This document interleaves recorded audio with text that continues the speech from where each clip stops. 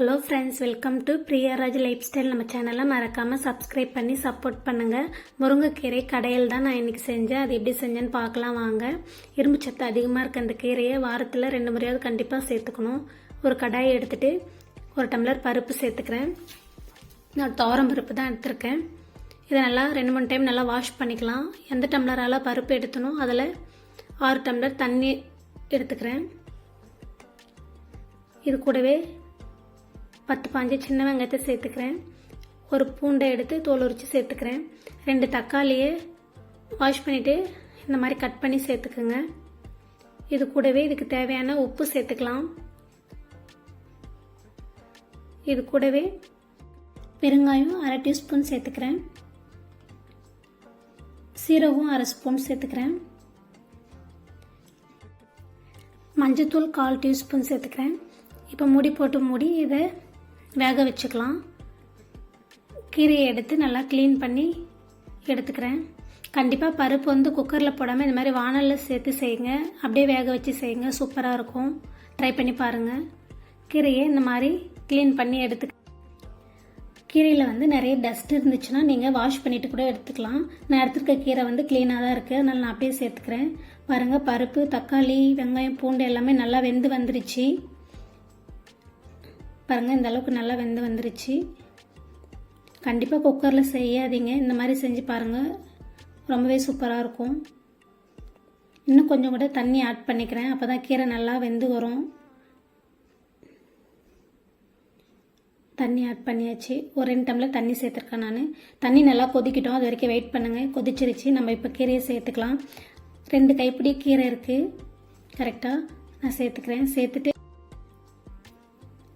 கரண்டியோட கைப்பிடி இருக்குல்ல, அதில் இந்த மாதிரி லைட்டாக அழுத்தி விடுங்க. கலந்தெல்லாம் விடக்கூடாது ரொம்ப. பாருங்கள், இந்த மாதிரி அந்த தண்ணி ஊற்றிருக்கோம்ல, அது கீரையை முழுகிற அளவுக்கு நல்லா அழுத்தி விட்டுக்குங்க. கரெக்டாக 1 நிமிஷம் வெந்தால் போதும். ரொம்ப வெந்துருச்சுன்னா கீரை நல்லா இருக்காது. பாருங்கள், இந்த மாதிரி வெந்துருச்சு. இப்போ இறக்கிட்டு கல்ச்சட்டி இந்த மாதிரி இருக்கும்ல, இதில் மாற்றிக்கலாம். இந்த மாதிரி கல்ச்சட்டியில் கடைஞ்சி சாப்பிடும்போது ரொம்பவே சூப்பராக இருக்கும். கல்ச்சட்டியில் மாற்றிட்டு அந்த தண்ணி மட்டும் தனியாக இருத்து வச்சுக்கலாம். அந்த தண்ணி கீழே ஊற்றிடக்கூடாது. அந்த தண்ணி கீரையை நம்ம கடைஞ்சிட்டு அதிலே ஊற்றிக்கலாம். மறுபடியும் அந்த தண்ணியில் தான் நிறைய சத்து இருக்குது, அதனால் அந்த தண்ணி கீழே ஊற்றிடக்கூடாது. இந்த மாதிரி தண்ணி எல்லாமே இருத்து போட்டுக்கோங்க. உங்களுக்கு இந்த மாதிரி இருக்க வரலன்னா நீங்கள் ஜல்லிக்கரண்டியால் கூட கீரையை மட்டும் தனியாக அள்ளி கல்சட்டியில் போட்டுக்கலாம். இந்த தண்ணி இருக்கட்டும், நம்ம இப்போ கீரையை கடைஞ்சி எடுத்துக்கலாம். இந்த மாதிரி மத்து வச்சு நல்லா கடைஞ்சிக்குங்க.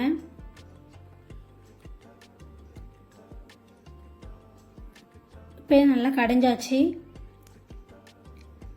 ஸ்டவ் ஆன் பண்ணிவிட்டு இதில் தாளிப்பு கரண்டி வச்சுக்கிறேன். இதில் 2 ஸ்பூன் எண்ணெய் சேர்த்துக்கிறேன்.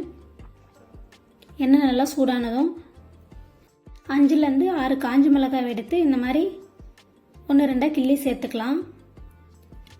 மிளகாய் நல்லா வறுபட்டதும் நம்ம கடைஞ்சி வச்சுருக்க கடையிலே கொட்டி மறுபடியும் நல்லா கடைஞ்சி விட்டுக்கலாம்.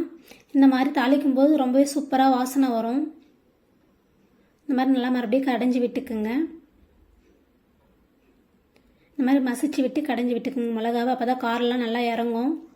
நம்ம தண்ணி வச்சுருந்தாலும் அதையும் இப்போ ஆட் பண்ணி நல்லா கலந்து விட்டுக்கலாம்.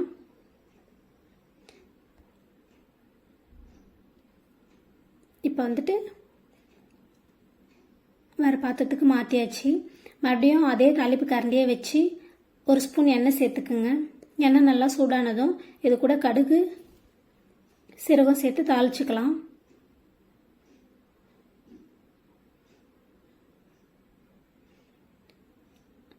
கடுகு 1 ஸ்பூன், சீரகம் 1 ஸ்பூன் சேர்த்து தாளிச்சாச்சு. இது கூட கறிவேப்பிலை கொஞ்சம் சேர்த்துட்டு அந்த கீரையிலே நம்ம சேர்த்து விட்டுக்கலாம். ரொம்பவே சூப்பராக இருக்கும். இந்த மாதிரி ட்ரை பண்ணி பாருங்கள். Thank you friends.